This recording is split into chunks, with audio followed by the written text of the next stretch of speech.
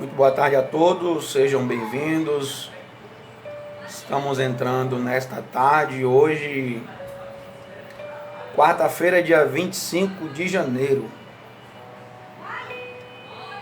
Quarta-feira, 25 de janeiro, você que está entrando aí, seja bem-vindo. Daremos continuidade ao tema que nós iniciamos ontem e não tivemos tempo de finalizá-lo. Espero hoje concretizá-lo para no próximo vídeo, na próxima live, nós tratarmos de um outro assunto. Lembrando que esse assunto que nós iniciamos ontem foi livre-arbítrio, né? Falamos alguns assuntos aí, a história desses debates que vem sendo falados ao longo da história da igreja, né? Que tem aí o seu início, eu creio que tem aí o seu início desde da época de Cristo já, né? Dos pais da igreja do primeiro século, mas que ganhou repercussão após aí do quarto século para cá, após, como nós falamos ontem, Pelágio, Agostinho de Hipona, né? Que foi quem ele refutou as teses de Pelágio concernente ao livre-arbítrio e veio sendo discutido e repercutido ao longo da história da igreja acerca do livre-arbítrio. Então você que está chegando aí, compartilha, eu vou compartilhar aqui. Esteja conosco.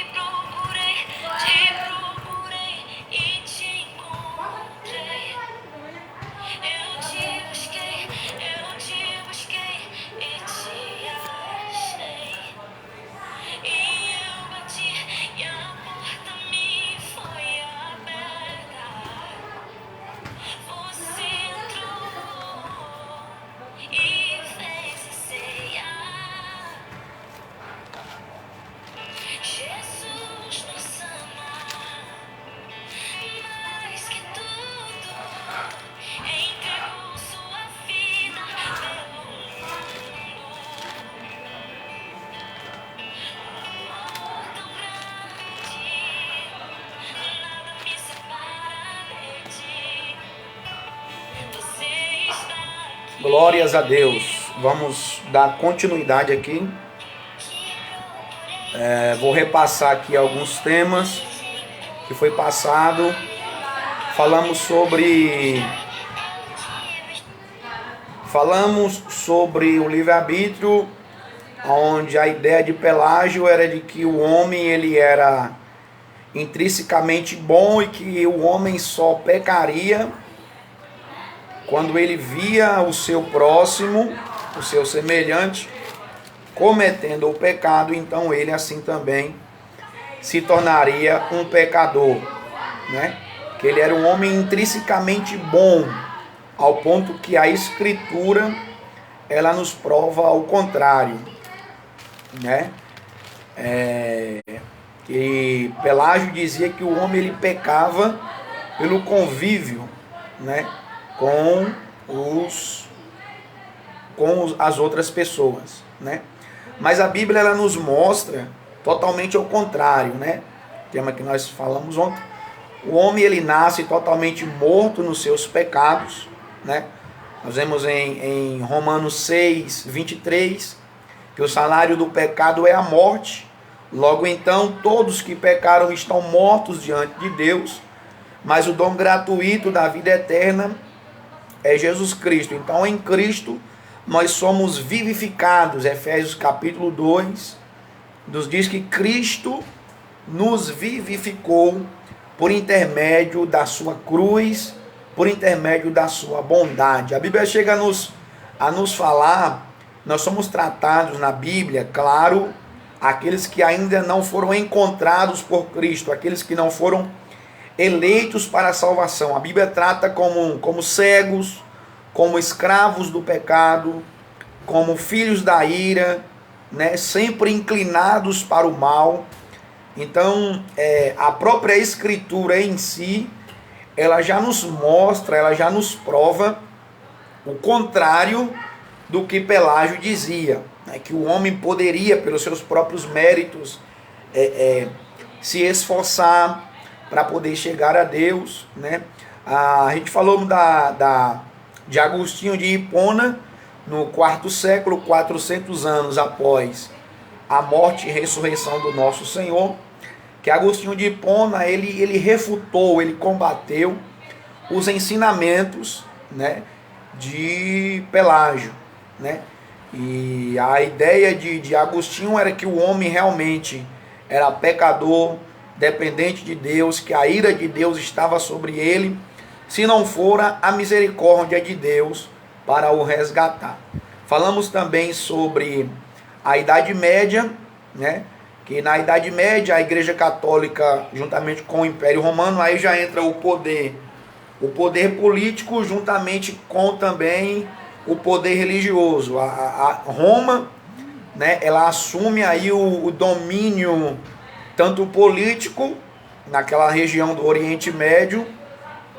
Deus abençoe meu irmão Arami, acredito que seja o irmão Arami que deu like aqui, compartilha, que Deus abençoe a vida de cada um que estiver entrando aí.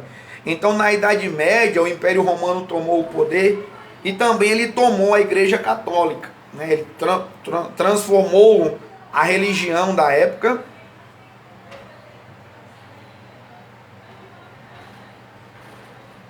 Só um minutinho que foi encerrado aqui o vídeo. Não sei qual o motivo. Vamos entrar novamente aqui. Pronto, retornamos aqui no Instagram. Vou compartilhar de novo aqui para nós voltarmos às nossas ideias que estávamos discutindo aqui.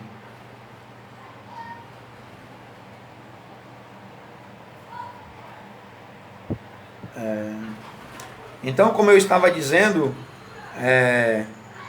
irmão Leandro, a paz do Senhor, meu querido, Deus te abençoe. Compartilha aí, tá legal? Saudações, a graça e a paz do nosso Senhor Jesus. Então, como nós tínhamos falado ontem na aula anterior, no tema, no estudo anterior, a Igreja Católica, quando o Império Romano tomou o poder, Roma então instituiu uma única religião. E agora não haveria mais o conflito político religioso, porque Roma agora tomou o poder e Roma ela vai instituir uma única religião ali naquelas regiões do Oriente Médio, como também na Palestina, que nós conhecemos hoje como Israel. E assim o fazendo, agora não há mais o conflito, né? Todos são, entre aspas, amáveis, todos são aceitos pela religião, e agora teoricamente, não há mais aquele conflito. É verdade que os verdadeiros cristãos, eles estão sendo martirizados, porque agora Roma considera alguns cristãos como hereges, como perseguidores da religião da época, e é onde entra a Inquisição papal, a perseguição. Se você que está vendo ou que ainda vai ver esse vídeo, eu te indicaria você ver no YouTube Os Mártires Cristãos, né? É um documentário chamado Espelho dos Mártires. Tem o volume 1 e o volume 2, é como se fosse um documentário aí, que nos fala da realidade em que os cristãos dos primeiros séculos enfrentaram para que a palavra de Deus, que o evangelho perseverasse. Pastor Maurício, irmão Cabral, pensei que era o pastor Maurício. Irmão Cabral, Deus te abençoe. Eu falei pastor Maurício, porque tem um pastor amigo meu em São Paulo que a foto do perfil dele é bem semelhante. Seja bem-vindo, compartilhe aí. Estamos tratando de um assunto aqui muito complexo, mas que se nós dedicarmos tempo a ele, o Espírito Santo ele vai nos iluminar à luz das Escrituras. Lembrando que aqui nós estamos tratando os assuntos com a luz das Escrituras e da Palavra de Deus. Então, os cristãos daquela época, eles começaram a ser martirizados, né? Alguns foram levados para Roma, para o espetáculo no Coliseu. Enquanto isso, a religião estava tudo bem. Mas, enfim, Nidelson, a paz do Senhor, homem de Deus, cadê você, rapaz? Sumiu. Apareça, meu irmão. Tô com saudade de você. Apareça, compartilha aí. Entra aí, deixa uma saudação aí.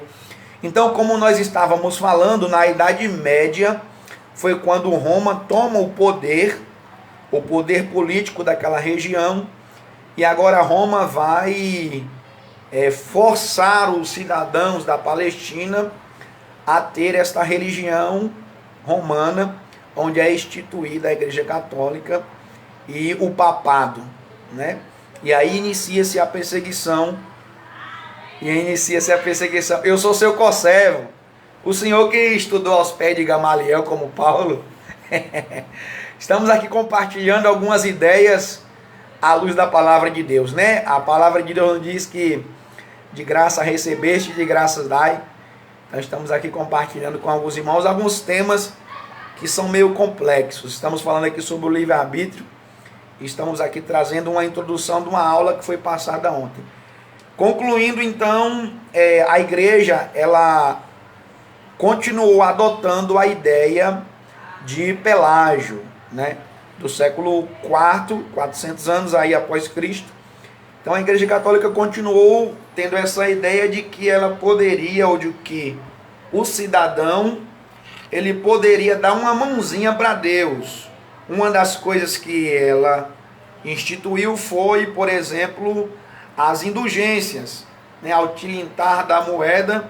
Quem não lembra aí do reformador Martinho Lutero, quando ele apregou as 95 teses na Alemanha, em Wittenberg, né? Ele refutou esta igreja, que dizia que quando um cidadão ele fosse até a Igreja Católica e comprasse uma indulgência, que naquela época era um valor muito grande, colocasse a moeda no cofre, quando a moeda caía lá no cofre, uma alma do seu ente querido saía do purgatório e ia direto para os céus, onde nós entendemos com as Escrituras que isto é mentira, né? Lucas, quando escreve, alguns dizem que foi Lucas, outros dizem que foi Paulo, mas em Hebreus 9, 27, está escrito que ao homem está ordenado morrer uma vez só, vindo depois da morte do homem o juízo, né? Nós vemos a parábola que Jesus contou em Lucas sobre o rico e Lázaro, que quando lá a sua alma está em tormentas, o rico vai dizer assim: Pai Abraão, manda Lázaro que molhe o seu dedo na água e me refresque a língua, porque eu estou em tormenta. E Abraão vai dizer assim: lembra que tu recebeu os teus bens, não é o que vamos estar até agora, e Lázaro somente os males.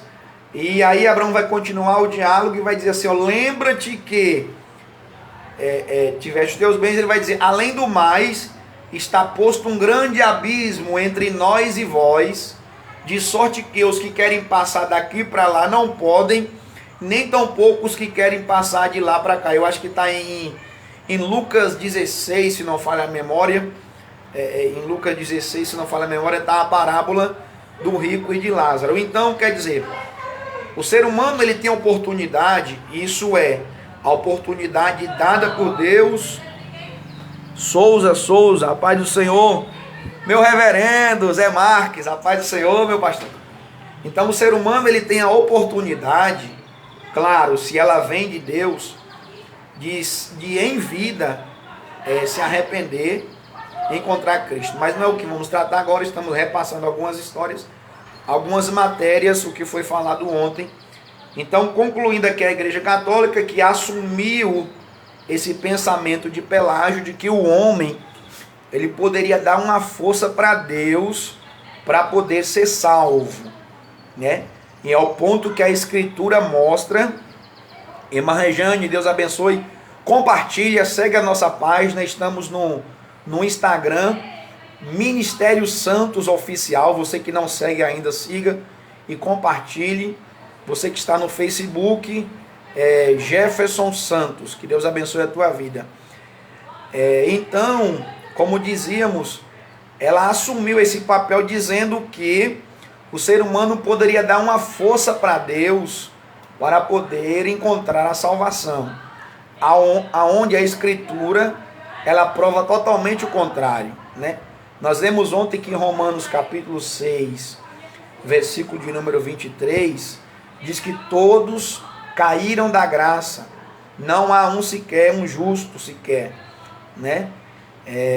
Então nós vemos que o homem ele não consegue por si mesmo, seja pelo seu intelecto, seja pelas suas emoções, pelos seus sentimentos ou pela força do seu braço, ele não consegue se aproximar de Deus, porque ele está e ele é um ser caído. Então nós vemos ao longo da história que é sempre Deus vindo em busca do homem, que a Bíblia chama-nos de cegos, escravos, filhos da ira e sempre inclinados para o mal. Com o surgimento da Igreja Católica, apareceu um homem chamado Erasmo. Esse Erasmo, só um minutinho aqui, irmãos, que caiu o celular aqui do Facebook. Voltamos aqui no Face. Esse Erasmo, também na época da Igreja da Idade Média, esse Erasmo, ele também trazia e tinha as mesmas ideias de Pelágio, como também as ideias da Igreja Católica, de que o ser humano ele poderia dar uma força para Deus, para poder ser salvo. Após Erasmo, apareceu na Holanda, juntamente com Erasmo, aí é onde chega o período da Reforma Protestante. Nós passamos esse ontem, quando surge Martinho Lutero, né?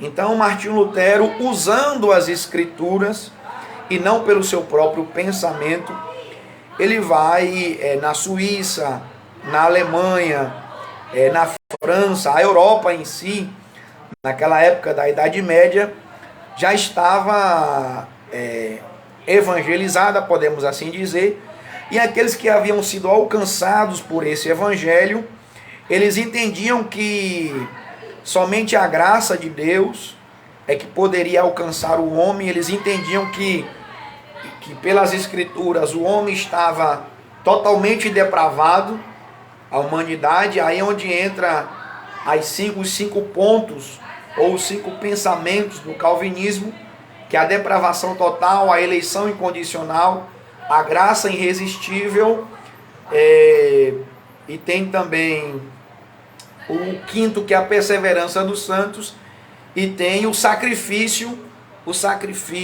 eficaz de Cristo na cruz.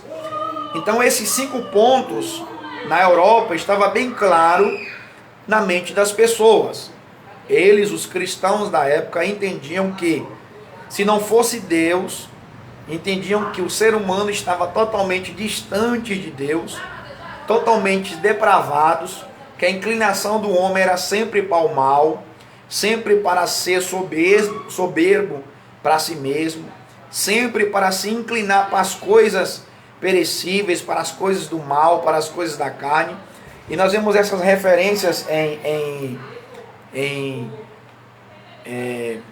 Gênesis capítulo 6, nós vemos essa referência em Romanos capítulo 3, né? Em Romanos capítulo 3, quando Deus ele busca alguém, ou Deus ele busca um justo sequer e não encontra.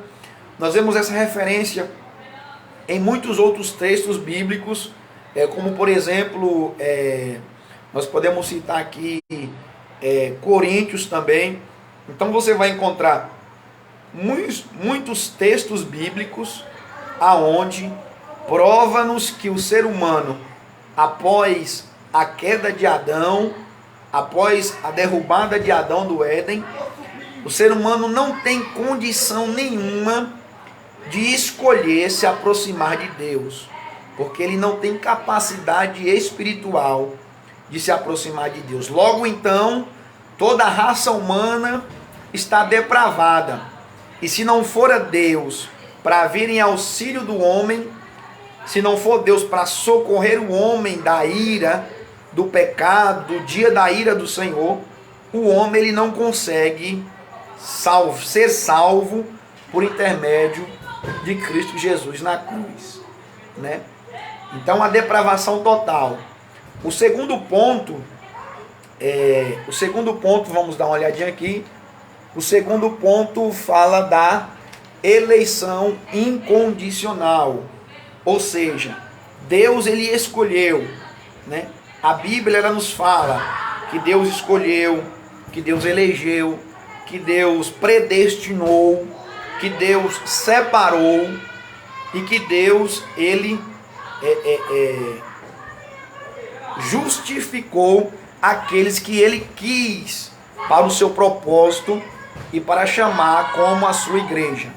Nós estamos aqui em Efésios capítulo de número 1, no versículo de número 4 está escrito: como também ele nos elegeu antes da fundação do mundo. Por quê? Porque Deus ele é onisciente. Deus não está limitado ao tempo. Então Deus, como a Bíblia diz em Hebreus capítulo 13, versículo 8, Deus, Jesus Cristo, que é o próprio Deus, é o mesmo ontem, hoje e eternamente. Então Deus não está preso no tempo, o tempo que nós conhecemos como milésimo de segundo, segundos, minutos, horas, dias, semanas, meses, anos, décadas, séculos, milênios. Então Deus não está preso a isso, né? Deus ele é eterno. Então, sendo eterno, ele não é como nós que somos mortais, presos pelo tempo. É por isso que a Bíblia nos diz que o tempo de Deus não é o nosso tempo. Pedro vai dizer que um dia para Deus é como 1000 anos e 1000 anos é como um dia. Por quê? Porque Deus ele não está preso ao tempo.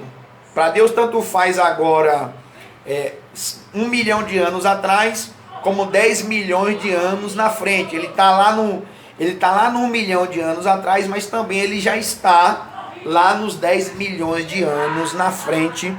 E ele não é surpreendido por nós, ele não é surpreendido por Satanás, ele não é surpreendido pelos demônios, porque ele é soberano. Ele está no controle de tudo e de todas as coisas que existem no céu e que existem na terra. Então Deus sendo soberano, a paz do Senhor, irmã Rejane, compartilhe em nome de Jesus. Então Deus sendo soberano, ele escolheu a sua criação.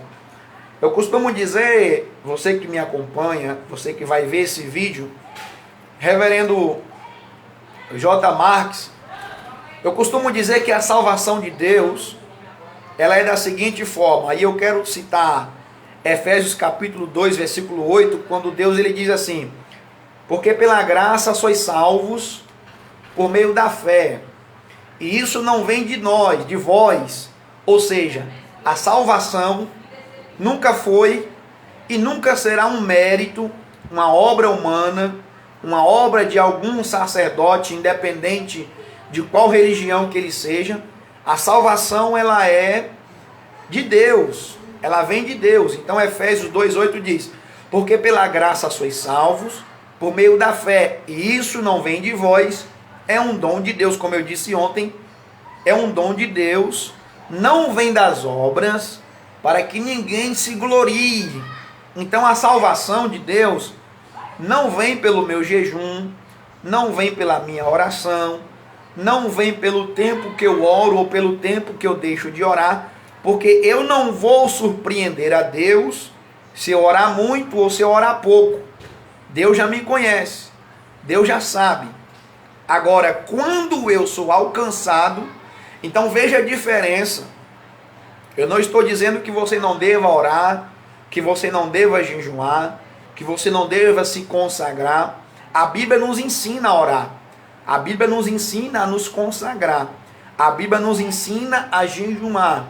A Bíblia nos ensina a ter intimidade, comunhão, vida devocional diária com Deus. Então eu não estou dizendo que você não deva orar. O que eu estou dizendo é que, se não for o Espírito de Deus na sua vida, se você não for regenerado pelo Espírito Santo, você não vai ter força para orar. Se o Espírito Santo não te der graça, você não vai ter graça para jejuar.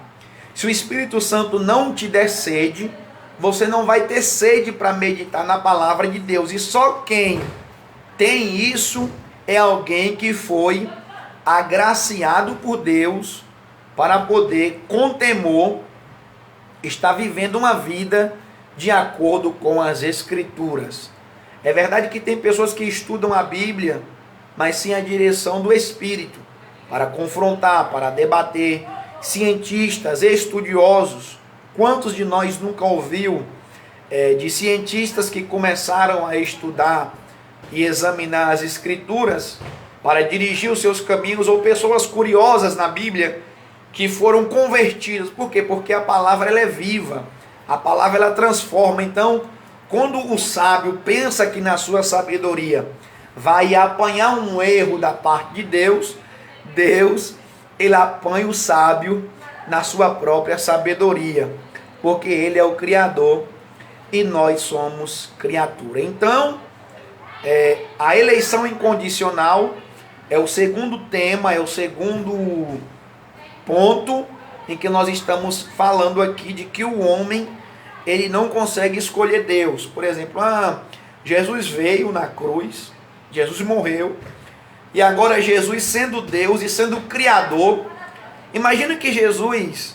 você que vai ver esse vídeo, você que está ao vivo agora conosco, imagina só, Jesus ele fez a mim e a você no ventre da nossa mãe, antes de nós mesmos nos conhecermos, e até a nossa mãe nos conhecer.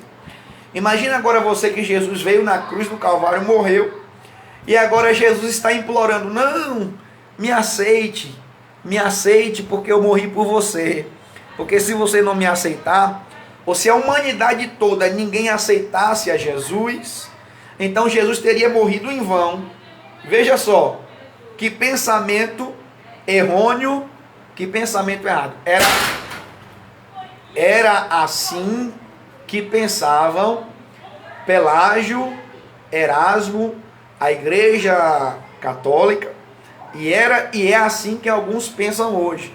Se não der uma forcinha para Deus, não vai ser salvo. E lá está Jesus na cruz, implorando por alguém, para que alguém venha. Jesus não está implorando. Jesus, ele tem os seus escolhidos, né? Ele tem os seus eleitos. E para concluir o que eu estava dizendo aqui sobre a eleição de Deus, imagine você que está vendo esse vídeo agora, que você está passando na rua. Eu costumo citar muito isso, para nós contrastarmos, para nós fazermos um similar com a escolha de Deus para salvar o perdido. Imagine que você está passando na rua e lá tem 10 gatos ou 10 cachorros. Se você gosta de gato, você vai optar pelo gato. Se você gosta de cachorro, fica com os cachorros. Eu gosto dos dois. Imagine que você está passando lá e tem 10 cachorros. Aí daqueles 10 você não quer, porque a escolha é sua, e você não tem obrigação nenhuma com aqueles 10 cachorros. Imagina que você quer escolher um, você pega um daqueles, então os outros 9 que ficaram, eles não têm obrigação nenhuma de questionar você, porque você não pegou os 9, porque você só quis pegar um. A mesma coisa é a salvação. Deus escolheu, Deus elegeu. A eleição de Deus não é por conta bancária, não é por cor, não é por raça, não é por nação, não, a eleição de Deus, ela é incondicional, e Ele escolhe quem Ele quer no momento que Ele quer. Como que isso acontece? À luz das Escrituras, Deus já sabe quem são os seus eleitos, isso é inegável, a Escritura nos prova isso. Como que funciona? Como é que Deus faz? Então vejamos que pastor José Marques, que está nos acompanhando aí, está ministrando em praça pública. Ô, saudades, Zé Marques.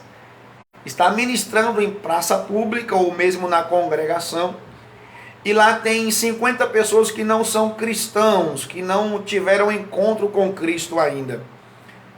E num dado momento em que ele está ministrando, Deus, por sua graça, decide salvar daqueles 50, Deus decide salvar 10. Então aqueles 10 vão receber no seu coração o dom da salvação.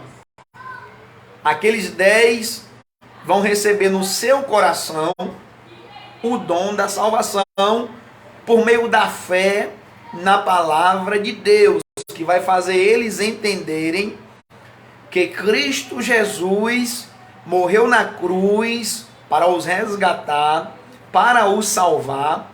Então o Espírito Santo, você pode ver em João 16, versículo 8, que é o Espírito Santo quem convence o homem do pecado, da justiça e do juízo. Então, não é o homem que se convence ou que se regenera, é o Espírito Santo que vem sobre o perdido, sobre o pecador. É o Espírito Santo que vai no coração do mais vil pecador, assim como ele foi naquele ladrão da cruz. O Espírito Santo convence ele de que ele é um pecador miserável, está em total depravação, alienado de Deus, para ele não tem nenhuma salvação, ele está caminhando a passos largos para o inferno. E então o Espírito Santo, através da pregação do Evangelho, o Espírito Santo vem sobre aquele coração, que aí é uma provisão de Deus. O Espírito Santo vem sobre aquele coração, como eu disse agora em João 16, 8, ele convence aquele pecador do pecado que ele tem, do juízo de Deus que vai vir sobre a humanidade, e que ele precisa da justificação não pelas suas obras, mas que ele precisa ir até Jesus Cristo, porque em Jesus Cristo ele vai ser justificado diante de Deus. Então ele reconhece que se não for Jesus, ele não alcança a sua reconciliação com Deus. Então essa parte nós conseguimos compreender bem, né? Então o que aconteceu aí? O Espírito Santo, ele vem dos céus e convence o coração do pecador. Que Deus abençoe. Alguém que entrou aqui está com o DDD 011, não consigo ver quem é, mas que Deus abençoe a tua vida. Compartilha, segue-nos aí, nós iremos continuar com mais temas que são complexos, temas que são longos, mas são temas que nós estamos examinando à luz das Escrituras. Alô, pastor Flávio? Então são temas que nós estamos compartilhando aqui à luz das Escrituras. Eu vou fazer um convite aqui, irmãos, e já retorno. Então veja bem, o Espírito Santo, ele vai convencer aquele que está em uma situação desprezível, em uma situação deplorável, em uma situação distante totalmente de Deus. E ele, o ser humano de uma forma geral, em momento algum da sua história ou da sua vida, ele vai conseguir se aproximar de Deus. Como eu disse, é sempre Deus em busca do pecador. Então esse é o segundo ponto sobre o pensamento ou o ensinamento de Calvino, que está de acordo com as Escrituras, que é o primeiro ponto, a depravação total. O homem está totalmente depravado e distante de Deus. E o segundo ponto é a eleição incondicional. Deus ele escolhe, Deus ele elege, Deus ele regenera aqueles que ele quer. Então, concluindo aqui o tema e a analogia dos animais, você pegou um só, você escolheu tratar daquele um, então os outros 9 não podem te questionar. Da mesma forma é Deus. Deus, ele escolhe salvar não todos, né? Ele escolhe salvar aqueles que ele escolheu. Há quem diga, há quem pregue, há quem acredite que Jesus morreu na cruz por todos. Não. Jesus não morreu na cruz por todos. Jesus morreu pela sua igreja. Jesus morreu pelos seus eleitos. Jesus morreu por aqueles que ele elegeu antes da fundação do mundo. Nós lemos aqui agora há pouco em Efésios capítulo 1 e no versículo de número 4, que diz que ele nos elegeu antes da fundação do mundo. Então você que vai ver esse vídeo, você que está aí agora, como que você sabe, ou como nós sabemos que nós somos eleitos? Como que nós sabemos? Uma vez que você ouve o Evangelho, o Espírito Santo ele vai fazer você entender que você é um pecador. Esse é o primeiro ponto. Que você está totalmente distante de Deus, depravado, que você precisa de um Salvador. Marcelo, Deus abençoe, meu querido. Eu vou tentar finalizar aqui para chegar aí a tempo, viu? Eu vou me esforçar para chegar aí. Estamos aqui no estudo, mas eu quero chegar aí em nome de Jesus. Então veja que, como eu dizia aqui, Deus, ele elegeu. Como eu sei que Deus ele me elegeu?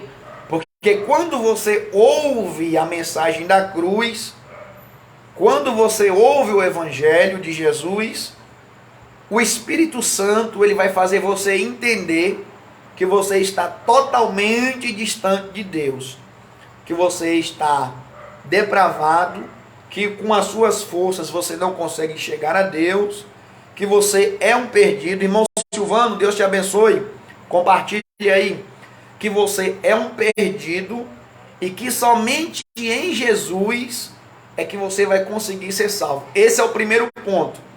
O segundo ponto é você reconhecer que você precisa se entregar para Cristo. Então aí o Espírito Santo ele já está te convencendo e te mostrando que você é um eleito. Quando as pessoas ouvem a mensagem da cruz, quando as pessoas ouvem o Evangelho, mas essas pessoas não querem renunciar a si mesmo, não querem se entregar a Cristo, é porque essas pessoas elas não foram eleitas por Deus, porque elas estão rejeitando o sacrifício da cruz, né? Esse é onde nós entendemos que nós somos chamados como filhos de Deus. Veja o que João disse no capítulo 1 de João, no versículo 12. Jesus veio, o verbo, veio para os seus, para os que eram seus, para os judeus, né? Porém, João vai continuar dizendo que os seus não o receberam, mas todos aqueles que o receberam, deu-lhes o poder de serem feitos filhos de Deus. Mas já era um propósito de Deus na eternidade, de que parte dos judeus crucificassem, rejeitassem, porque o Messias ele foi posto para isso, para morrer, para nos resgatar, para nos reconciliar com Deus. Então, já era um propósito de Deus que os judeus rejeitassem o Messias, porque os judeus esperavam um Messias político, um Messias que livrasse Israel e Jerusalém do Império Romano. Deus abençoe Silvano. Que livrasse ele do poder político, mas não, ele veio de uma forma simples, para livrar não do poder do homem, mas livrar do poder de Satanás, do poder das trevas, né? Então os judeus se confundiram, os judeus não entenderam as escrituras e não entenderam a lei, porque o próprio Deus, que Deus abençoe, ateliê, beleza. Então o próprio Deus, ele endureceu, assim como ele endureceu a Faraó, para que o nome dele fosse glorificado. Então Jesus, o próprio Deus, em partes, endureceu Israel, para que Israel rejeitasse o Messias, que veio sofredor, veio humilde, mas venceu a Satanás, venceu as trevas, venceu a morte, venceu o pecado, para nos reconciliar com Deus. Então, quando os judeus rejeitam a Cristo, agora Cristo passa a ser também dos gentios. Ele chama Paulo para pregar para os gentios, para ir para a Ásia. Então já era um plano de Deus na eternidade de eleger aqueles que ele quis. Então a escolha de Deus, a eleição de Deus, não é para todos que querem, é para quem Deus quer. E louvemos a Deus, você que vai ver esse vídeo, você que está aí, você que foi alcançado pela graça de Jesus, louve a Deus, porque você foi alcançado. A salvação foi revelada no teu coração através de Cristo, por intermédio da ministração da palavra. Então, a fé, ela não vem com louvores, a fé não vem com outra coisa, a fé só vem com a palavra de Deus. Romanos 10, 17. A fé vem pelo ouvir e o ouvir da palavra. Não existe outro meio pelo qual eu posso alcançar fé em Cristo para ser salvo. O único meio é ouvindo a palavra, né? Então é por isso que é importante você dar valor nos cultos de ensinamento, dar valor nos estudos bíblicos, meditar diariamente na palavra, porque a palavra ela te faz você vencedor. Veja que um dos maiores vencedores da história da Bíblia, ele disse em Salmo 119, no versículo 5, se não falha a memória: eu escondi a tua palavra no meu coração, para eu não pecar contra ti. E lá mais para frente, no versículo 115, ele vai dizer: lâmpada para os meus pés é a tua palavra e luz para os meus caminhos. Então, o perdido, ele não acha a si mesmo, porque o perdido, ele está perdido. Ele não sabe de onde vem e não sabe para onde vai. Assim é o mundo hoje. Então, se não for Deus para intervir na humanidade, se não for Deus para agir com a salvação, ninguém se salva. As pessoas trilham caminhos que pensam que é um caminho de salvação, mas o caminho de salvação é Jesus. Então, a eleição, ela é incondicional. A eleição, ela vem única, a salvação, ela vem única e exclusivamente da parte de Deus. Foi o que nós tratamos ontem. Um outro assunto também é sobre, que nós estamos falando sobre o livre-arbítrio.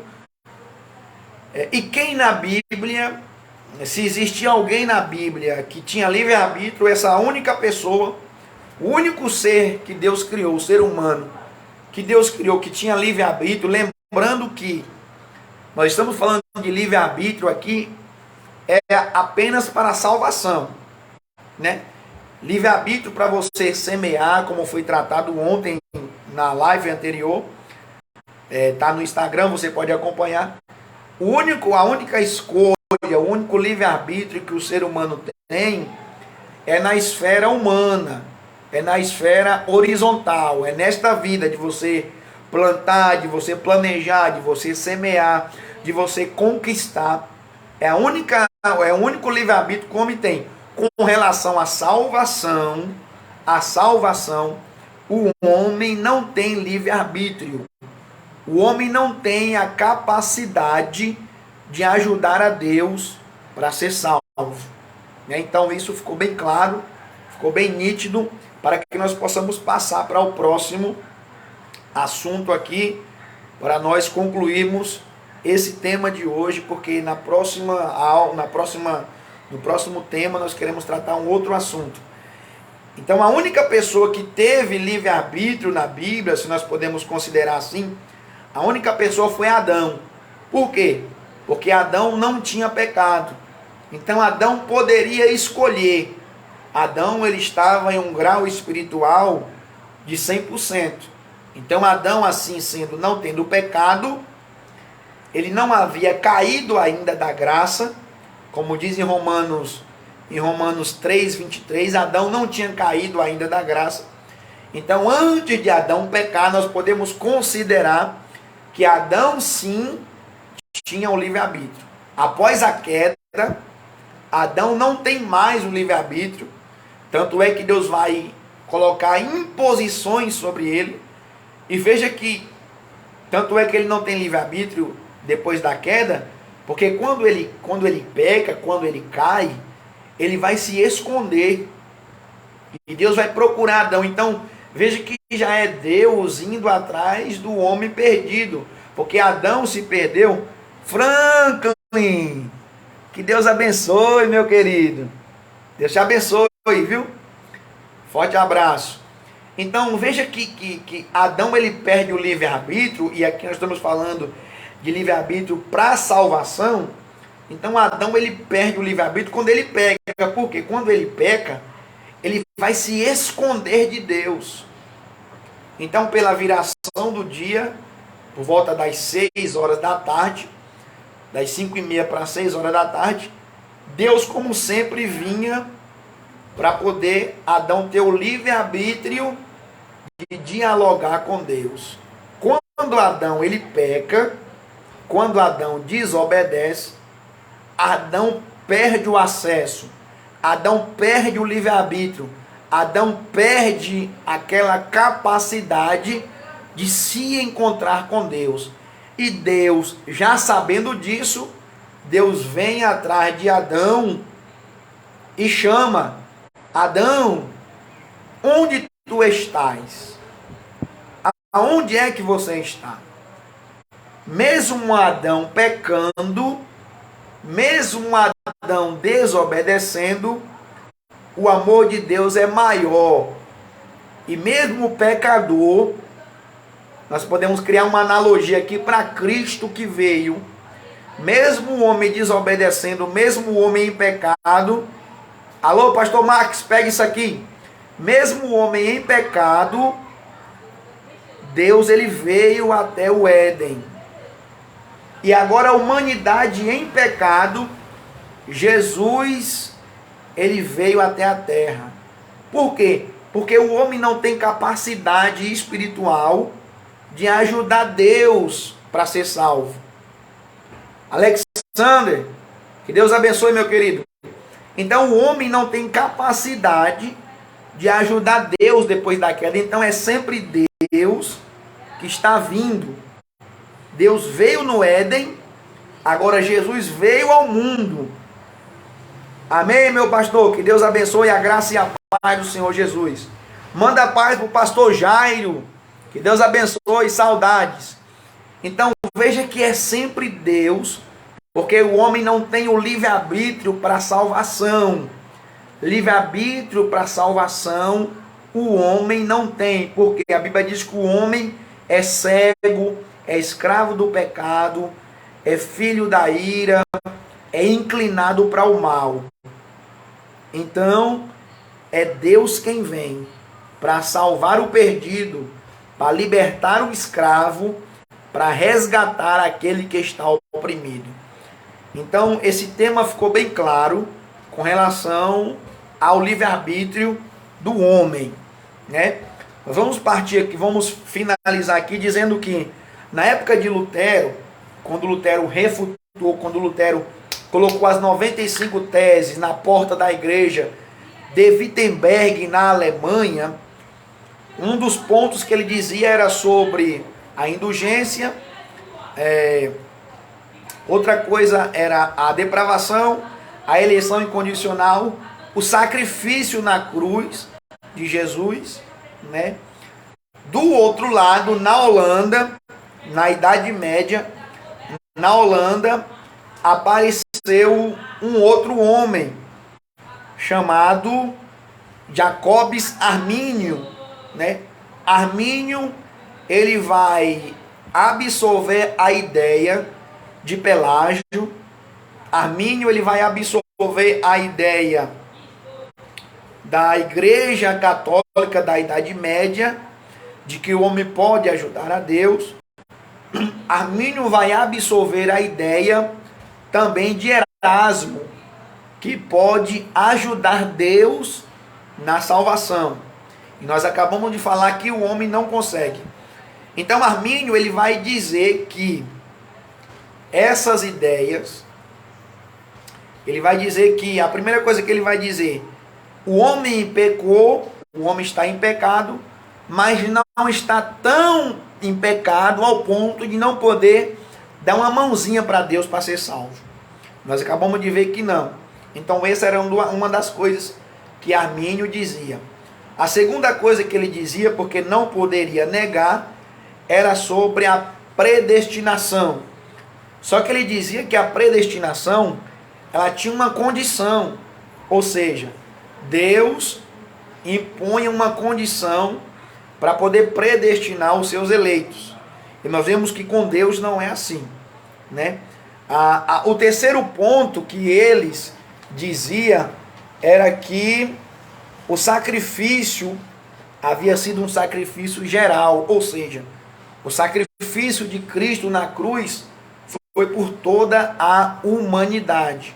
E nós também acabamos de ver há uns minutos atrás que o sacrifício não foi por todos, não foi para todos, mas foi apenas pelos eleitos, pelos aqueles que Deus escolheu. Um quarto ponto que eles diziam era que a graça de Deus, a salvação de Deus, ela era irresistível, ou seja, o Espírito Santo de Deus, que é Deus, o Espírito Santo de Deus era o que Armínio dizia, que o Espírito Santo de Deus, ele vinha sobre o pecador, ele convencia o pecador, só que o pecador, ele poderia resistir. Não, eu não quero. Jesus está ali, o Espírito Santo convencendo, convertendo, não que ele está ouvindo, mas é no coração.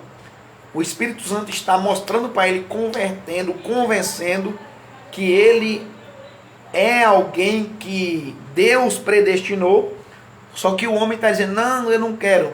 É a mesma coisa, como eu disse alguns minutos atrás, Jesus morreu pelos eleitos, pelos escolhidos.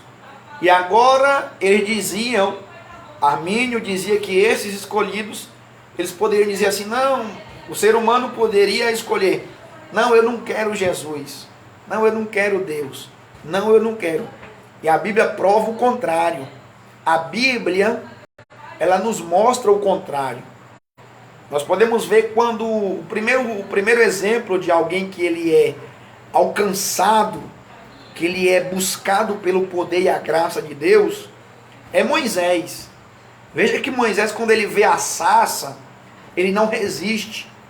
Porque ninguém consegue, a criatura não consegue resistir à vontade do Criador.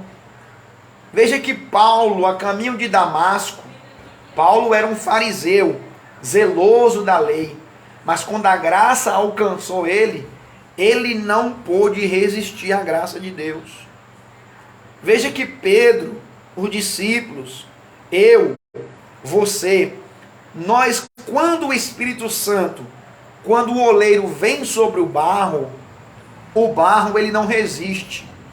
Ele sente que é um miserável, que é um pecador, e a graça de Deus, quando ela entra verdadeiramente no homem, que demonstra que ele é um necessitado de Deus, que ele é um eleito, a vontade de Deus, ela é cumprida. Então Armínio dizia assim, não, imagina que Jesus, como eu disse, veio na cruz, morreu na cruz, sofreu o que sofreu, sendo Deus, e sendo homem também, 100% homem e 100% Deus, e agora Jesus morreu por aquele que ele quer, que ele escolheu, que ele quis, e ele está dizendo assim, não, eu não quero não, eu não quero, eu não aceito, eu não quero, está resistindo. E é o contrário, a Bíblia, ela prova o contrário, que quando a graça de Deus, ela vem verdadeiramente, ela transforma o homem, ela transforma o mais vil pecador.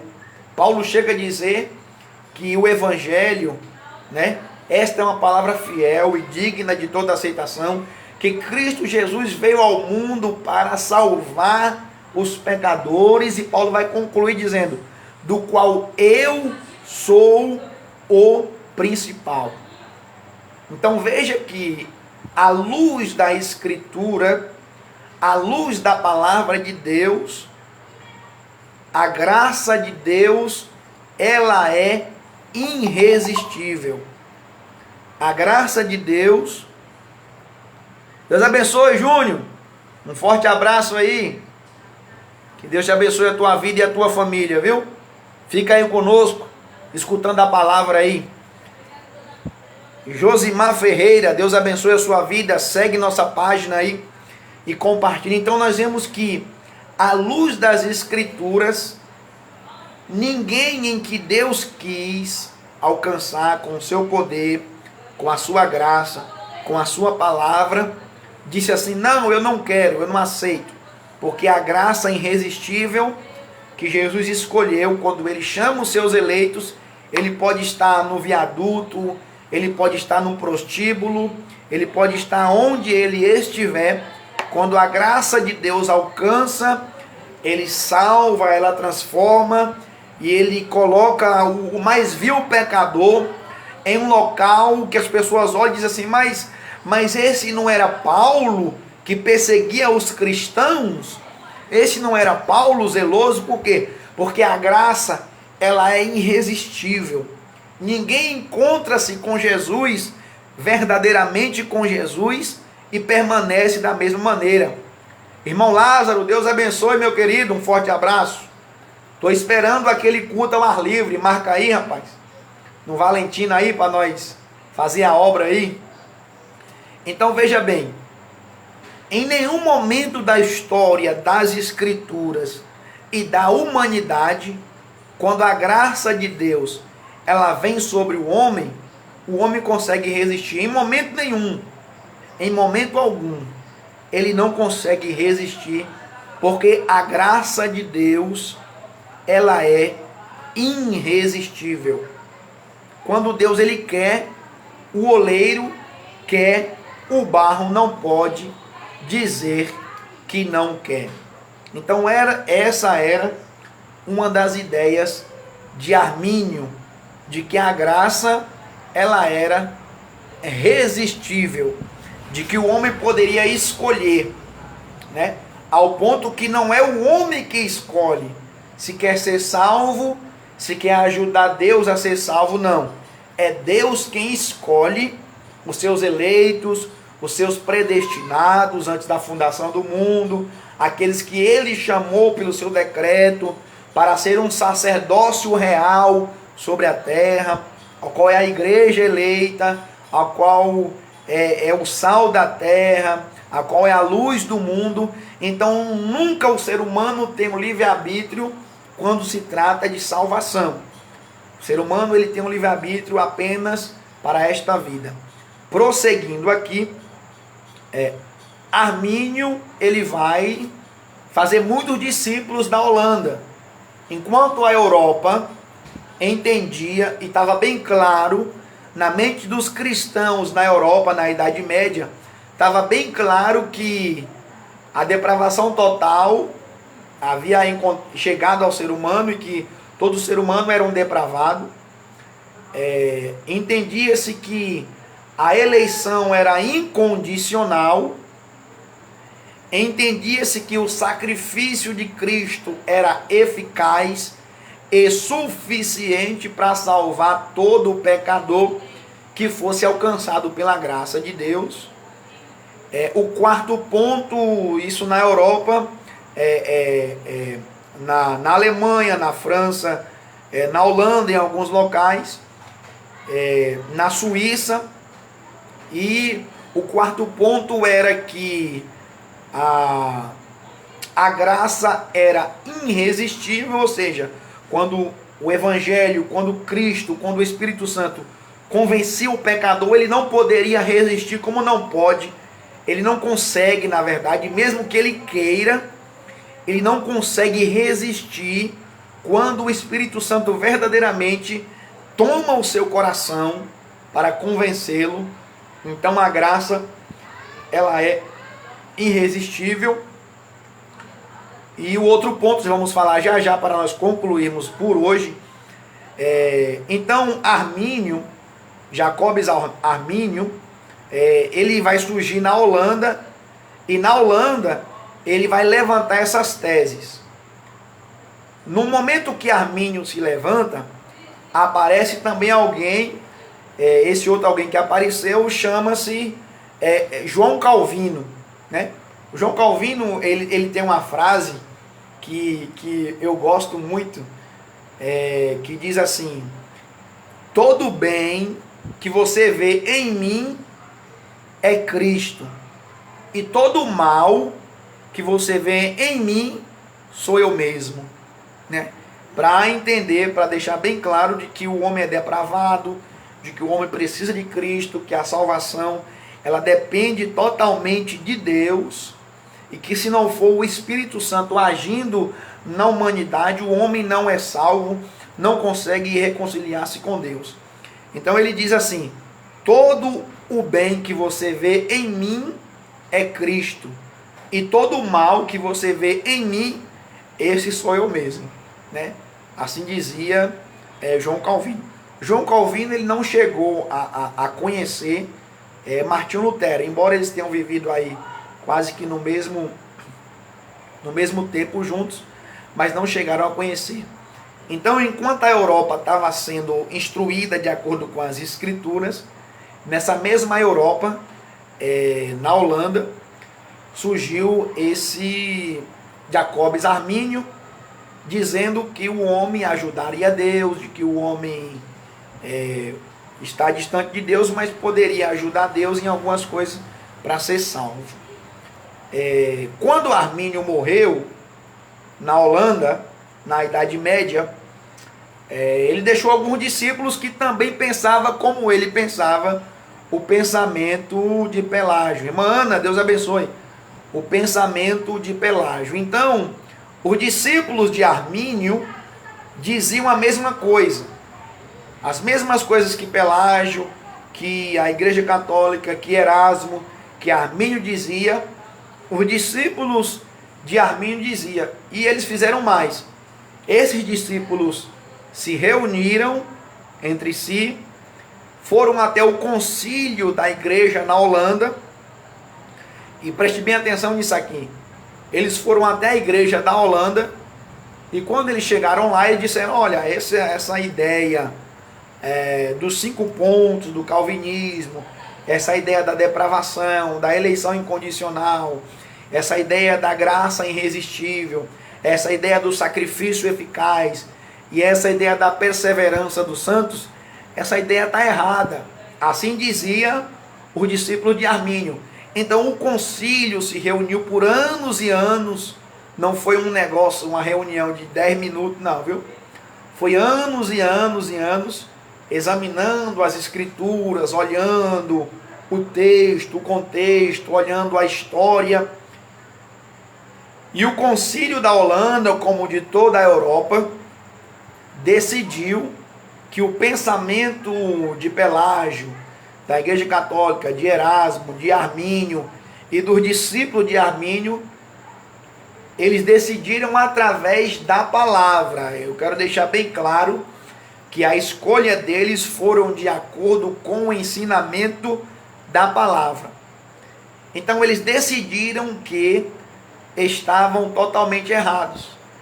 Então eles deixaram de lado e seguiram com a ideia bíblica, com a ideia das escrituras, com a ideia da palavra, de que o homem era depravado, de que o homem ele tinha a eleição incondicional, do sacrifício eficaz de Cristo na cruz e da perseverança dos santos, que é o outro tema aonde nós vamos entrar para concluirmos. Você que está vendo esse vídeo e você que vai ver, estamos finalizando hoje e amanhã nós vamos estar com outra temática, com outro estudo das Escrituras Sagradas. O estudo de ontem e de hoje, a temática de ontem e de hoje foi com relação ao livre-arbítrio, né? Então nós entendemos que o homem ele não tem, com relação à salvação, o livre-arbítrio para ajudar Deus na salvação. O homem tem o livre-arbítrio sim, para escolher e tomar decisões, porque o homem, embora ele seja alguém que caiu da graça de Deus, ele é uma agência, ele é um ser que pode agir, por isso ele é considerado uma agência. Ele pode agir, ele pode tomar decisões, ele pode tomar atitudes, ele pode planejar nesta vida, ele pode ter projetos, ele pode fazer várias coisas, ou seja, ele pode ter o livre-arbítrio nesta vida, para escolher as coisas que ele quer. Lembrando que as escolhas que se faz também serão julgadas diante de Deus. Por quê? Porque o homem, ele caiu da graça, então você pode dizer assim, mas o homem pecou, o homem caiu da graça. Pessoal, o Instagram vai finalizar aqui, porque é só 1 hora, mas assim que finalizar eu vou retornar para nós concluirmos. Então o homem pecou, o homem caiu da graça, então o homem não pode responder diante de Deus pelos seus atos. Ele pode responder, ele deve responder, e ele vai responder pelos seus atos. Por quê? Eu vou voltar no Instagram agora.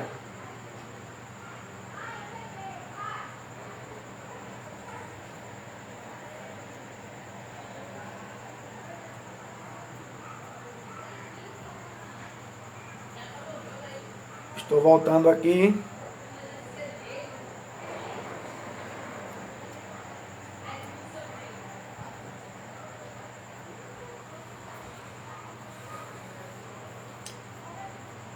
Voltamos. Então alguém pode pensar e alguém pode dizer assim: Ah, mas o homem, ele está destituído da graça de Deus. Romanos 3:23. O homem, ele não é justo, o homem ele é pecador, o homem ele é caído. O homem, ele não está na direção do Espírito de Deus quando ele não é salvo. Então Deus é injusto, Então Deus vai julgar o homem, sendo que o homem não está na direção de Deus, então Deus está sendo injusto. Não, Deus não está sendo injusto. Por quê? Porque o homem, ele tem a consciência, o homem ele tem um caráter de Deus, moral, de escolher o que é certo e o que é errado. Isso chama-se graça comum, ou seja, existe a graça salvadora, que é a graça irresistível, aonde o homem não resiste à graça salvadora, e existe a graça comum. O que é a graça comum? A graça comum é o caráter que Deus colocou no homem, que é escolher o que é correto, escolher o que é certo, escolher o que é bom, escolher o que é justo, escolher o que é agradável. Então, esta é a graça comum. Davi, que Deus te abençoe, compartilhou aí. Nós estamos também no... É David, rapaz. Que Deus te abençoe, meu filho. Rapaz, ei, eu estava vendo as tuas fotos. Glória a Deus, crescesse, tu e teu irmão. Quero parabenizar aí teu irmão que se casou agora. Que Deus abençoe a família, que Deus abençoe a todos vocês. A irmã Sabrina, o esposo dela, o pastor Daniel. Pastor Daniel, que Deus abençoe também a todos vocês em nome de Jesus. Obrigado por ter compartilhado. Eu estou aqui no Instagram também, viu? Segue lá, Ministério Santos Oficial. Então tem a graça, voltando aqui, existe a graça salvadora, a graça irresistível, aonde o homem não resiste à graça salvadora, e existe a graça comum, que é o intelecto, que é a capacidade moral que Deus colocou no homem. Então o homem, ele também vai ser julgado pelas suas obras. Então veja que quando Paulo escreve aos Gálatas, ele diz assim: não vos enganeis, Deus não se deixa escarnecer, pois tudo que o homem semear, isso ele vai colher. Então veja que o homem, ele tem a graça comum, que não é a graça salvadora. A graça comum é de você fazer o que é certo, ou você ter uma certa habilidade. Por exemplo, a habilidade de jogar futebol, Pelé, entre outras pessoas que têm as suas habilidades, tem uma graça comum, tem um dom natural, tem uma capacidade natural de fazer e escolher as coisas certas. Essa é a graça comum. Porém, a graça irresistível, Deus, ele só dá para os que são salvos, né? Então, concluindo aqui, você que perdeu alguma coisa, depois você volta aí na live para que você possa pegar esses temas. Nós vamos finalizar a aula de hoje. São 7h15 agora. Nós vamos finalizar a aula de hoje com a perseverança dos santos, né? O que é a perseverança dos santos?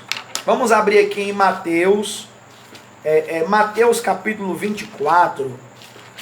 Jesus ele vai falar sobre a perseverança dos santos de uma forma diferente. Veja bem, você que está comigo aí, Mateus 24, quando ele fala dos princípios das dores, ele vai falar sobre os que perseverarem até o final. Quem que vai perseverar até o final? São os eleitos, os escolhidos por Deus, né?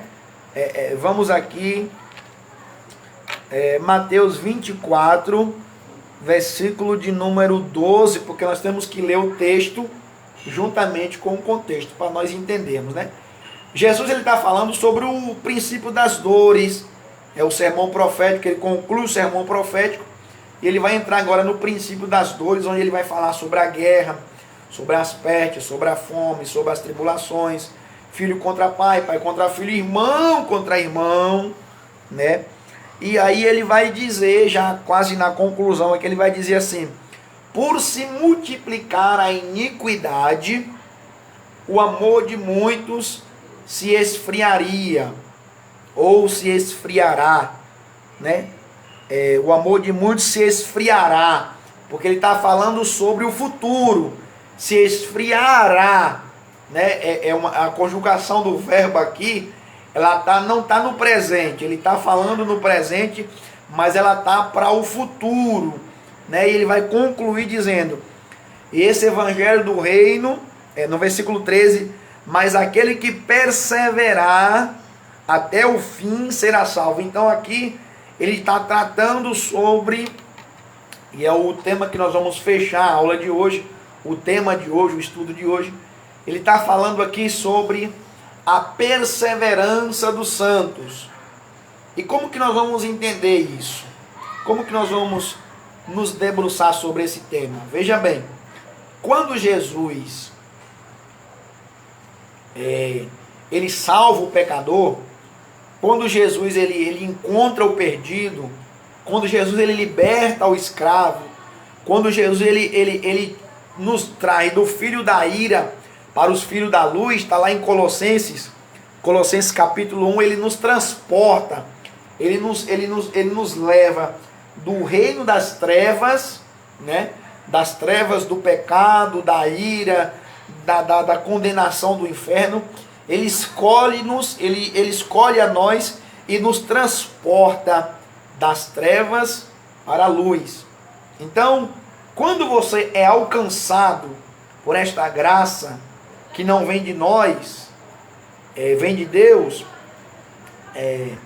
você vai entender que você é um depravado, depravação, a eleição incondicional, você vai entender que você foi um eleito antes da fundação do mundo, você vai entender que o sacrifício, que é o terceiro ponto desse pensamento calvinista aí, você vai entender que o sacrifício de Cristo é suficiente e você vai recebê-lo como teu Salvador.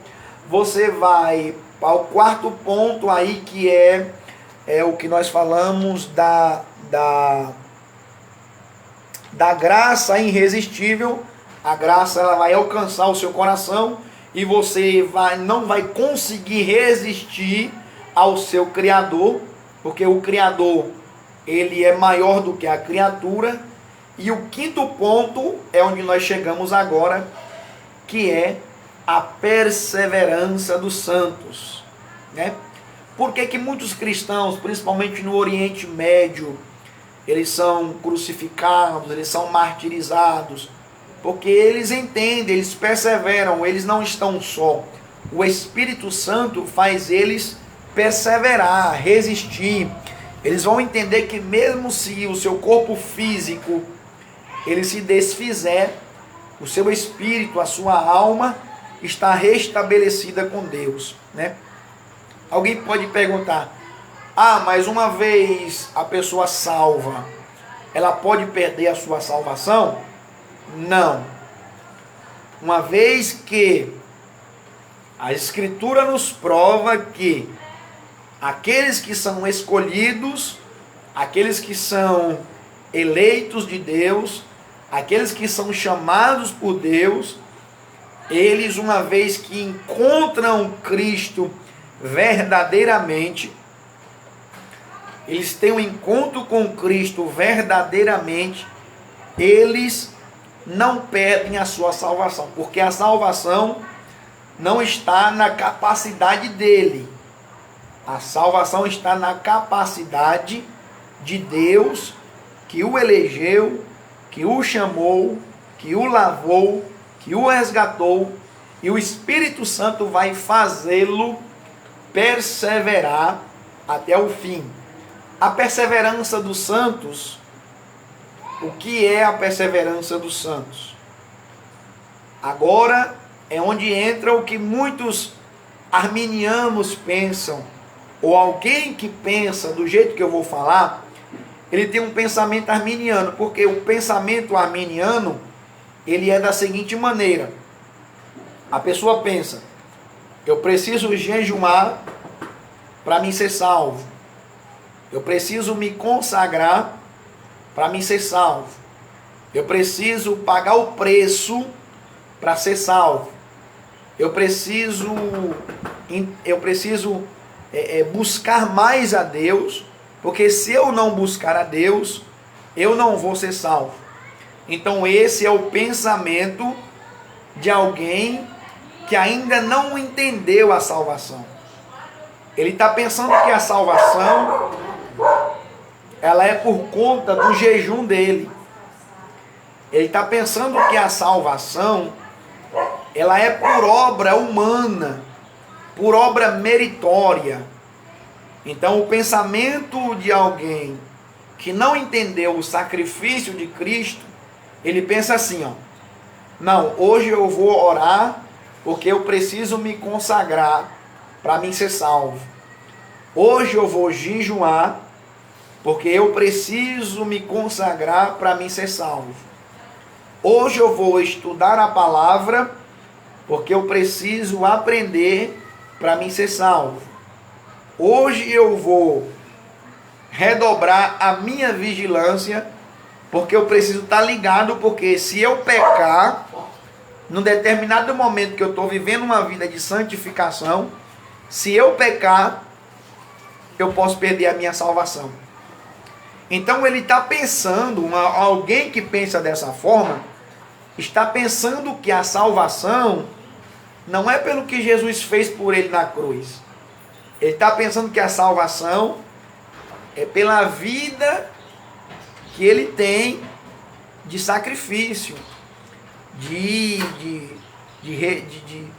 querer pagar o preço para ser salvo, de querer comprar a salvação com aquilo que ele faz, né? Que ele vai pagar o preço para poder ser salvo. E o evangelho verdadeiro não é isso. Quando o homem entende que ele é um pecador, que ele precisa de Deus, precisa de Cristo, o pensamento dele não é de pagar o preço para ser salvo, não é de jejuar para ser salvo, não é de estudar a palavra para ser salvo, não é de estar na presença de Deus, de uma certa forma, pagando o preço para ser salvo, não. O pensamento de quem foi salvo e de quem foi um eleito é diferente. O pensamento de quem é um eleito é o seguinte: ele vai jejuar porque ele entende, por gratidão, que Jesus se entregou por ele. Então, por gratidão, ele vai jejuar para ele poder estar mais próximo do seu Senhor, não para ser salvo, porque ele já é um salvo. Então o pensamento dele é o quê? É de estudar a palavra para conhecer mais do seu Senhor, para estar em mais intimidade com o seu Senhor, e não para ser um salvo por aquilo que ele faz. Tudo que o salvo faz, para você entender melhor, tudo que o salvo faz não é para ser salvo, é porque ele é grato a Deus, porque ele já foi salvo na pessoa bendita de Jesus. Ficou melhor agora? Então o salvo, ele jejuma, ele ora, ele cultua o seu Senhor Jesus, ele oferece um culto vivo, verdadeiro, ele se oferece ao seu Senhor, ele medita na palavra do seu Senhor, ele jejuma, ele entrega a sua vida com fome de Deus. O jejum é quando você deixa de alimentar a sua carne para você alimentar a sua alma. É a fome de Deus. Então, quando você está jejuando de acordo com a Escritura, você está dizendo para a sua alma e está dizendo para Deus: Deus, eu estou jejuando porque a minha alma tem fome de Ti. A minha alma precisa se alimentar de Ti. Então, quando você jejuma, é uma forma de você também agradecer a Deus, porque você foi um salvo, E a sua alma precisa se alimentar desse Deus. Então o salvo, ele vai perseverar, ele vai jejuar, ele vai orar, ele vai cultuar, ele vai ofertar, ele vai dizimar, não por conta para ele ser salvo. Ele não vai pagar o preço para ser salvo, porque o preço já foi pago na cruz. O santo, a perseverança dos santos não é para ser salvo, né? A perseverança dos santos não é para ser salvo. A perseverança dos santos é uma forma de gratidão, né? Então, o que acontece é o seguinte: alguém que é um perdido, que vive na droga, na prostituição, na roubalheira, na bebedeira, no tráfico, eu estou dando aqui exemplos, né? Então, alguém que ele é alcançado pelo Evangelho agora, ele está na depravação, ele vai ser alcançado pelo Evangelho, então ele vai reconhecer o sacrifício, vai reconhecer a graça irresistível, ele não vai resistir, ele vai perseverar até o final, que é a perseverança dos santos, que é o último que nós estamos tratando para finalizar. Então ele vai perseverar em forma de gratidão, porque agora ele é um cidadão dos céus, ele é um escolhido, e não porque ele está pagando um preço para ser salvo, né? Então o pensamento arminiano, o pensamento de alguém que não conheceu Jesus ainda verdadeiramente, é o seguinte: não, porque eu ajudo fulano, então Deus é bom para mim e eu vou ser salvo. O pensamento de alguém que quer ser salvo pelas obras é o seguinte: não, eu faço obra de caridade. E aqui eu respeito muito os meus irmãos que não se entregaram a Cristo ainda, ou que professam algum outro tipo de religião. Eu quero abrir aspa aqui para dizer que ser cristão não é ser um religioso. Ser evangélico, sim. Entenda o que eu estou lhe dizendo. Ser evangélico é ser um religioso. Ser cristão não é ser um religioso. Eu vou explicar para você. Ser um evangélico não exige mudança de vida. Você só tem um nome de evangélico. Você só tem um emblema de evangélico. Ser cristão é diferente. Ser cristão, você tem que se renunciar todo dia. Você tem que ter uma vida de gratidão e de agradecimento a Cristo, porque você foi salvo e alcançado por Cristo. Então você oferece a tua vida a Cristo como gratidão, porque agora você, e é um tema que nós pode falar depois, agora você é um livre escravo, né? Paulo vai dizer isso em Gálatas. Ele vai falar sobre o escravo e sobre o livre, sobre o menino de menor que ele tem um tutor. Então nós éramos escravos do pecado. Jesus nos libertou, mas quando Jesus nos liberta, nós passamos a ter um Senhor maior. Então nós éramos escravos, mas agora nós somos livres e servos. Então escravo é uma coisa e servo é outra coisa, né? Porque o servo, ele tem acesso a tudo aquilo que é do seu senhor. Eu vou repetir isso aqui porque alguém vai pegar isso aqui. Tem alguém que vai pegar isso aqui. O escravo, ele não compartilha da intimidade do seu senhor. Já o servo ele tem acesso a tudo aquilo que é do seu senhor. Então nós éramos escravos do pecado, escravos de Satanás, mas Cristo nos comprou, nos predestinou, nos elegeu, nos justificou na sua cruz, e agora nós éramos escravos, nós somos servos do nosso Senhor Jesus. Então, ficou clara essa parte aqui? A perseverança não é para você ser. Porque quem persevera não é alguém que vai ser. Quem persevera é alguém que já é. Porque alguém que vai ser, ele ainda não foi regenerado. Alguém que vai ser, que está pagando um preço para ser salvo, que está pagando preço no jejum, que está pagando preço na oração, que está pagando preço na leitura da palavra. Alguém que pensa que está pagando um preço para ser salvo, ele ainda não foi salvo. E ele nunca será salvo. Porque o pensamento dele não é de um servo, é o pensamento de um escravo. Escravo de quem? Escravo do pecado, escravo das suas ideias, escravo dos seus pensamentos, escravo do sistema religioso.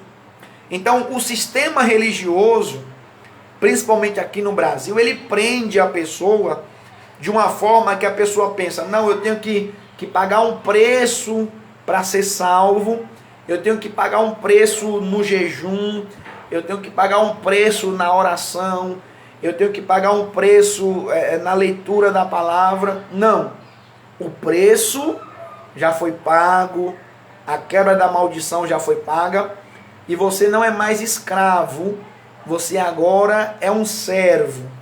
E o servo, ele faz com gratidão, com amor e com alegria para o seu Senhor. Então o santo, ele vai perseverar. Então, meus queridos, que Deus te abençoe. Nós concluímos aqui este tema chamado livre-arbítrio, né? Nós finalizamos aqui esse tema e nós brevemente estaremos entrando com outros temas aqui, com outros pensamentos e com outras ideias. Então é isso, o sistema religioso, principalmente aqui no Brasil, o sistema evangélico religioso, ele coloca na mente das pessoas o seguinte: você tem que orar para ser salvo, você tem que jejuar para ser salvo, você tem que pagar o preço para ser salvo, você tem que ler a Bíblia para você entender como que você é salvo. Então a ideia é pagar o preço. E Jesus já pagou esse preço. Eu quero deixar bem claro que eu não estou dizendo que você não tem que orar, que você não tem que jejuar, que você não tem que ler a Bíblia, que você não tem que consagrar. Ao contrário, quanto mais você fizer isso, melhor. Só que o pensamento não deve ser para pagar um preço para ser salvo. O pensamento de se fazer isso é de gratidão a Deus.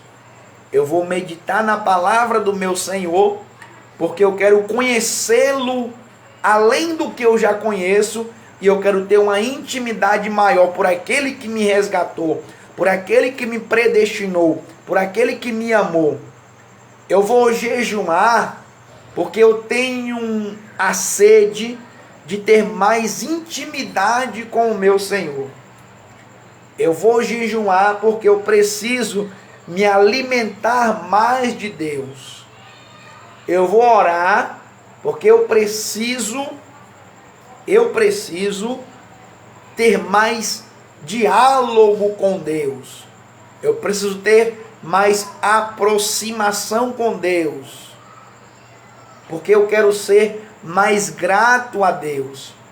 Eu vou para a igreja cultuar a Deus. Eu vou oferecer o meu culto porque eu sou um servo. Então eu vou oferecer o meu culto de gratidão a Deus porque eu sou grato a Deus. Então eu vou louvá-lo, eu vou engrandecê-lo, eu vou dialogar com ele.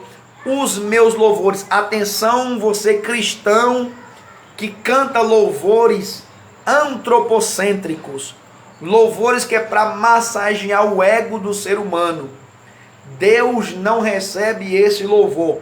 O verdadeiro louvor de gratidão a Deus são louvores que louvam os seus atributos, como a sua santidade, a sua benignidade, a sua bondade, louvores que falam do sacrifício de Cristo, louvores que têm letras bíblicas, louvores que louvam o seu Filho Jesus, que é o próprio Deus, louvores que falam da vinda do Senhor, louvores que engrandecem Deus e o seu atributo de Criador, louvores que engrandecem Deus e a sua santidade.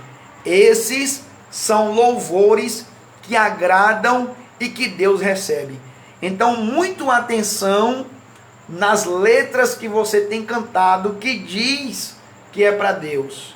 Porque às vezes você pode estar cantando para qualquer coisa, você pode estar cantando para qualquer Deus, você pode estar cantando para qualquer coração, para qualquer pessoa, menos para o Criador. Então, cuidado na letra. Eu vou te dar uma dica. Examine a letra que você vai cantar de acordo com as Escrituras.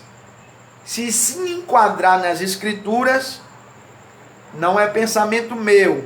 As Escrituras que nos falam. Eu vou finalizar aqui. Veja que quando Paulo ele exorta a igreja de Efésios, se não falha a memória,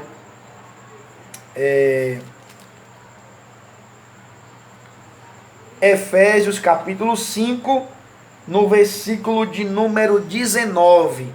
Você que gosta de cantar uns louvores que fogem das Escrituras, você que gosta de colocar uma letra que diz que é louvor, que não está de acordo com a palavra e também não está de acordo com os atributos de Deus. Eu sei que isso aqui vai causar muitos comentários e muitas polêmicas, mas é a Escritura que está acima de todas as coisas. Então veja, Efésios capítulo 5, versículo 19, diz assim, ó.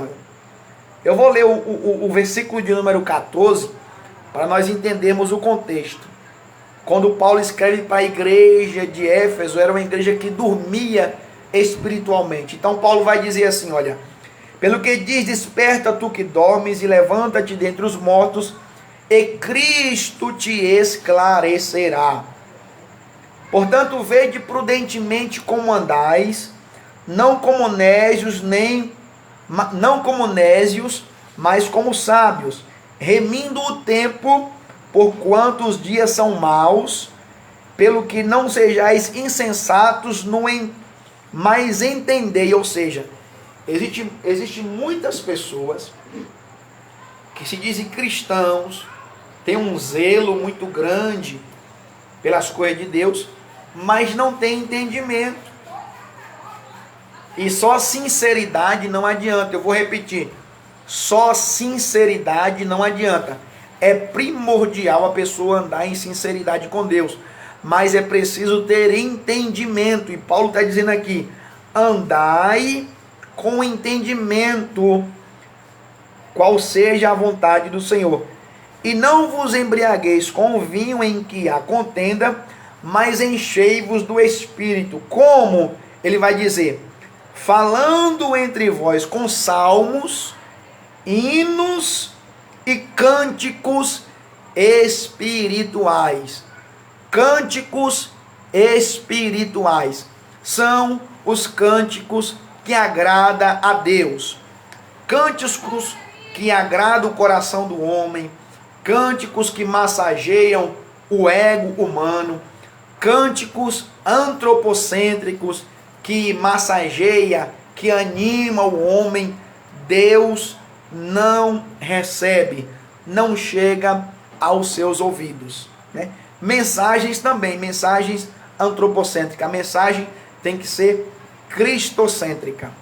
Então, finalizando aqui, os santos, eles irão perseverar, porque eles terão agora o Espírito Santo morando neles, e eles serão pessoas gratas a Deus. Eu espero que tenha ficado claro para você que vai acompanhar esses vídeos, para você que está acompanhando. sobre o livre-arbítrio. Lembrando que esse tema ele está enquadrado dentro do estudo básico de teologia chamado soteriologia. É quando você estuda a criação de Deus, que é o ser humano. Então, quando você estuda o ser humano, a criação de Deus, chama-se soteriologia. É o estudo do homem. E isso que nós falamos sobre livre-arbítrio, sobre depravação, está enquadrado dentro desse tema chamado soteriologia. Que Deus abençoe a tua vida, que Deus abençoe a tua casa. Em nome de Jesus, eu quero agradecer a você por este momento aqui conosco, por nos acompanhar, por nos seguir, por curtir a nossa página, por compartilhar, por indicar para um amigo, né, esta página aonde nós procuramos trazer tudo à luz das Escrituras. Que Deus abençoe a sua vida, a sua casa e a sua família, em o nome de Jesus.